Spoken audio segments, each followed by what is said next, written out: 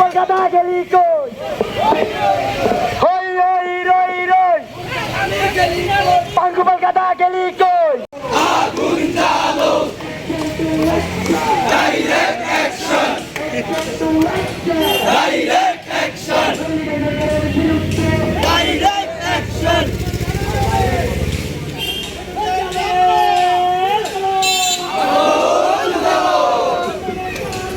আগুন জ্বালো আগুন জ্বালো আগুন জ্বালো মারো তলে তলে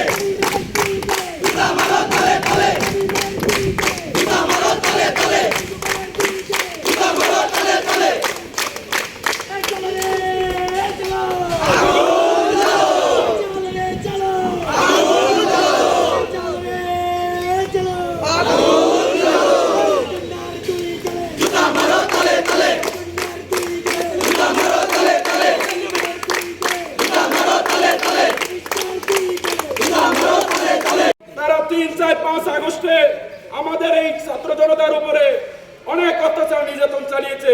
আমরা চান্দি ছাত্র জনতা বিচারের দায়িত্ব তাদের নিজের হাতে তুলে নিবে। আমরা সরকারের কাছে আবেদন রাখতে চাই, আর কোনো তাল বাহানা নয়, আর কোনো অজুহাত নয়, অতি শীঘ্রই এই আওয়ামী লীগকে, এই ফ্যাসিবাদী শক্তিকে বাংলাদেশের জমিন থেকে অতি দ্রুত নিষিদ্ধ করতে হবে। এর বাইরে দ্বিতীয় কোনো পথ খোলা নেই। একটাই অপশন, সেটা হচ্ছে ওই আওয়ামী লীগ, এই জনগণের ধ্বংসকারী, রাষ্ট্র ধ্বংসকারী এই জঙ্গি সংগঠনকে নিষিদ্ধ করে বাংলার 18 কোটি মানুষকে মুক্তি দিতে হবে।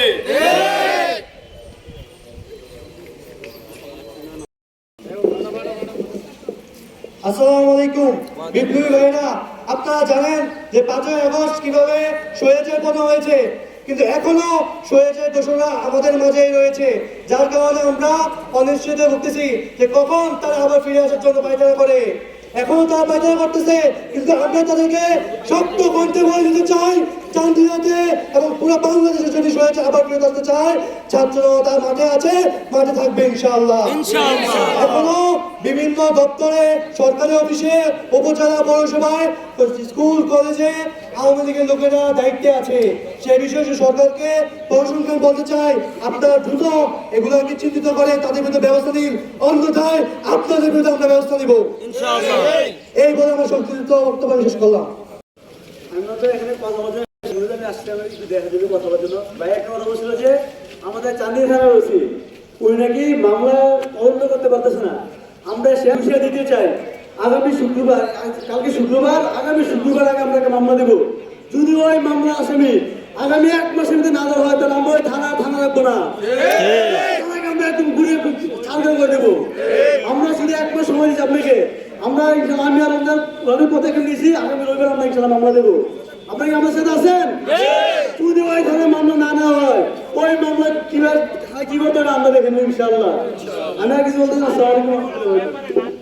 শহীদের রক্তের উপর আমরা দাঁড়িয়ে আছি, এবং হাজার হাজার ভাইয়েরা যারা এখন হসপিটালে ভর্তি আছে, তাদের আত্মত্যাগের মাধ্যমে আমাদের আজকে দিকে দাঁড়ানো, এই মাইকটা হাতে পাওয়া, নয় আমরা কখনোই দাঁড়াতে পারতাম না। আমরা সংক্ষিপ্ত কিছু কথা বলবো। আমরা অনেক সময় কষ্ট লেগেছে আমাদের জুলাই আন্দোলনের উদ্দেশ্য নিয়েই আমরা এখানে একত্রিত হয়েছি যে এই দলকে নিষিদ্ধ ঘোষণা করতে হবে। এবার তাদের অপরাধগুলো কি, এগুলো আমাদের বলতে হবে না, আপনারা সকলে জানেন। সেই 74 থেকে নিয়ে শুরু করে আজকের এই পর্যন্ত প্রত্যেকটা পরতে বাংলাদেশের রাজনীতির প্রত্যেকটা কাজে, প্রত্যেকটা ক্ষেত্রে তাদের অপরাধ একবারে সুস্পষ্ট। পিলখানা থেকে নিয়ে শুরু করে, 5ই মে হেফাজত থেকে শুরু করে, তারপরে হচ্ছে নির্বাচনের এই দুর্নীতি সহ, বিভিন্ন ক্ষেত্রে দুর্নীতি সহ সকল জায়গায় তাদের অপরাধ আছে, কিন্তু তাদেরকে কেউ বিচারের কাঠগড়ায় আদৌ পর্যন্ত দাঁড় করায়নি। আমরা তার সুষ্ঠু দাবি জানাচ্ছি, আমরা এখান থেকে সুস্পষ্টভাবে দাবি জানাচ্ছি যে তাদের বিচার নিশ্চিত করতে হবে। আপনারা কি একমত আমার সাথে? আমার আরেকটা দাবি হচ্ছে, আমরা এখানে যারা আছি হয়তো তাদের টুকটাক অপরাধ আছে, কিন্তু 5ই আগস্ট, 4ই আগস্ট, 3ই আগস্ট এমন কিছু সোনালী সন্তানদেরকে মায়ের বুক থেকে, দুনিয়ার মাটি থেকে তাদের জীবনকে কেড়ে নেওয়া হয়েছে, যারা কোনোদিনও কোনো দলের ব্যানারে যায়নি। এমন অসংখ্য সোনালী নক্ষত্র যারা, তাদের নাম আমি বলতে পারবো। তার মধ্য থেকে একজন হচ্ছে খুবাইব ইবনে আব্দুর রহমান, যিনি জীবনে কোনোদিন কোনো দলের ব্যানারে কোনো রাজনীতির ময়দানে যায়নি, কিন্তু এই আল্লাহর বান্দাকে পুলিশের রোষানলে পড়ে স্বৈরাচারের গুলির সামনে পড়ে জীবন দিতে হয়েছে। আপনারা এখনো উজানিতে গেলে খোঁজ নিতে পারবেন। ওনার সন্তান, ওনার বাবা আব্দুর রহমান সাহেবের কাছে গেলে আপনারা বুঝতে পারবেন যে কতটুকু নরম দিলের মানুষ। কিন্তু এইরকম আরো হাজার হাজার সন্তান যাদেরকে এই ফেসিস সরকার রোষানলের স্বীকার করে তাদের জীবনকে নিয়ে নিছে। ইভেন আমরা শেষ সময়ে জানতে পাই যে বলা হচ্ছে, কমান্ড দেওয়া হচ্ছে যে কোনো মূল্যে আমার গদিকে টিকাতে হবে। তাইলে এত রক্তের পরেও কেন তারা জমিনের উপরে নির্দ্বিধায় অবলীলায় হেঁটে চলে বেড়াচ্ছে? আমরা জীবিত থাকতে এটা আমাদের মৃত্যুর মতো অবস্থা। কেন আমরা রক্ত দিলাম? কেন আমাদের ভাইরা রক্ত দিল? অপরাধী যদি জমিনের উপরে সুস্পষ্টভাবে হাঁটতে পারে, বিচার যদি তাদের নিশ্চিত করা না হয়, তাহলে আমরা নিজেরাই শহীদের রক্তের কাছে অপরাধী মনে করি। আপনারা মনে করেন না? আমি এই ব্যানার থেকে তাদের সুস্পষ্ট বিচার এবং এই যেই দল যাদের অপরাধ নিষিদ্ধ হওয়ার মতো তাদের নিষিদ্ধের দাবি জানিয়ে আমার বক্তব্য এখানে শেষ করতেছি। আসসালামু আলাইকুম রহমতুল্লাহ। প্রত্যেকটা ইউনিয়নের প্রতিনিধি সহ প্রত্যেকটা ইউনিয়নের মেম্বার এবং সংবাদকর্মী ভাই বোনেরা এবং আমাদের বিদ্যুৎ সহযোগিতা আজকে উপস্থিত থেকে আমাদের এই প্রোগ্রামটিকে সমন্বিত করার জন্য প্রথমে আমি একটু শ্রদ্ধার সাথে স্মরণ করছি আমাদের জুলাই বিপ্লবের সকল শহীদ কাছে এবং শ্রদ্ধার সাথে এবং সুস্থতা কামনা করছি আমাদের আলোকিত। আপনারা জানেন আমাদের এই চান্দিনা যত বিপ্লবীদের ঘাঁটি, আমার সাথে দাঁড়িয়ে আছে যে সম্রাট চাপি এবং হচ্ছে কিনা চোখে কিন্তু এখনো আছে। এগুলিকে আমরা বলতে পারবো? এগুলিকে কোনোদিন বলা যাবে? এই যে আমার সাথে আমার সহযোদ্ধা সম্রাট রাব্বির হাতে কিন্তু বলে আছে। আমরা আমাদের জুলাই বিপ্লবের যাদের কারণে আমাদের এই আজকে দাঁড়িয়ে এখানে কথা বলতেছি, তাদেরকে যেভাবে খুশি করতে এই আওয়ামী লীগ ফ্যাসিস্ট, এই পুলিশ প্রশাসন এবং ইন্টারিমকে আমরা ঘোষণা দিয়ে বলতে চাচ্ছি যে এই আওয়ামী লীগকে যদি অচিরেই নিষিদ্ধ ঘোষণা করা হয়, আমরা 5ই আগস্টের পূর্ব পর্যন্ত যেভাবে আমরা ছাত্র জনতা একত্রিত হয়ে দলমত নির্বিশেষে রাস্তায় নেমেছিলাম, দরকার হলে আবার আমরা রাস্তায় নামবো। এই রাজপথে থেকে যদি আমাদেরকে আবার এই আওয়ামী লীগের বিরুদ্ধে নামা লাগে, তাহলে আমরা ইন্টারিমকে বলে দিতে চাই, আপনারা নিজেদেরকে আগে ঠিক করেন, নিজেদেরকে সংস্কার করে এই আওয়ামী লীগকে বাংলাদেশের মাটি থেকে নিষিদ্ধ ঘোষণা করেন। আপনারা আমাদের চান্দিনার পুলিশ প্রশাসনকে আমরা একটাই বার্তা দিতে চাচ্ছি, আপনারা থাকা অবস্থায় কিভাবে এই আওয়ামী লীগের দোসররা চান্দিনার মাটিতে একদম হরহামেশে চলাফেরা করে। আপনাদের কাছে আমরা আলটিমেটাম দিতে চাচ্ছি, আপনারা এই আওয়ামী লীগের দোসর, এই ফ্যাসিস্টদের দোসরদেরকে অচিরেই গ্রেফতার করতে হবে এবং এই নিষিদ্ধ সংগঠন ছাত্রলীগ, এই ছাত্রলীগ কিভাবে আমাদের ভাই বোনদেরকে পিটাইছে, এই ছাত্রলীগ কিভাবে আমাদের ভাই বোনদেরকে হামলা করছে, এটা আপনারা দেখেছেন। আমরা এই ছাত্রলীগকে চান্দিনার মাটি থেকে একদম আগাছা মুক্ত করতে চাই।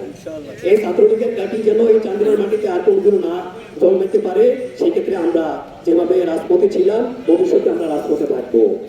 সম্মানিত সহযোদ্ধারা, চান্দিনার প্রশাসনকে এবং চান্দিনার পুলিশ এবং যারা আছেন তাদের সবাইকে আমরা একটা বার্তা পৌঁছে দিতে চাচ্ছি, চান্দিনাতে যেসব দোষকরা, যেসব ফ্যাসিস্ট চেয়ারম্যানরা এখনো এই আমাদের উপজেলাতে আসে, উপজেলাতে এসে তাদের কর্মসূচিগুলো করে তাদের কর্মকাণ্ডগুলো চালায়, এটা আমাদের জুলাই বিপ্লবের ভাই বোনদের সাথে আসলেই একটা বেইমানি। আমরা ঘোষণা দিতে চাচ্ছি, এই উপজেলা প্রশাসন এবং পুলিশকে বলে দিতে চাচ্ছি, তারা যেন আমাদের এই উপজেলা আঙ্গিনাতে না আসে। তারা যদি আমাদের এই উপজেলার আঙ্গিনাতে আসে, তাদেরকে যদি অচিরে নিষিদ্ধ ঘোষণা না করা হয়, আমরা এই চান্দিনার মাটিতে তাদের বিরুদ্ধে দরকার হলে আবারও আমরা যুদ্ধ ঘোষণা করব। আমাদের সংগ্রামী যোদ্ধারা কিন্তু, আমাদের সংগ্রামী যোদ্ধাদের কাছে আমার একটি প্রশ্ন, আমাদের জুলাই বিপ্লব কি শেষ হয়ে গেছে? আমাদের জুলাই বিপ্লব কি শেষ হয়ে গেছে? আমাদের জুলাই বিপ্লব তখনই শেষ হবে যেদিনে এই চান্দিনার মাটিতে, এই বাংলাদেশের মাটিতে এই ফ্যাসিস্ট লীগকে নিষিদ্ধ ঘোষণা না করা হবে, ততদিন পর্যন্ত আমাদের যুদ্ধ চলমান থাকবে।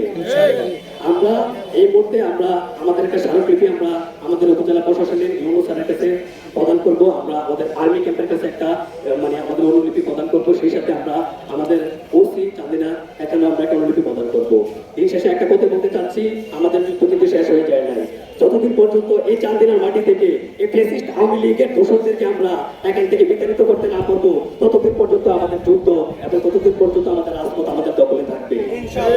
এই রাজপথ আমরা ততদিনই আমরা স্বাধীন এবং মুক্ত ঘোষণা করবো, যতদিন পর্যন্ত এই চান্দিনার মাটি থেকে আমরা, এই বাংলাদেশের মাটি থেকে আমরা আওয়ামী লীগের সর্বশেষ আগাছাটাকে আমরা এখান থেকে সরাতে না করবো।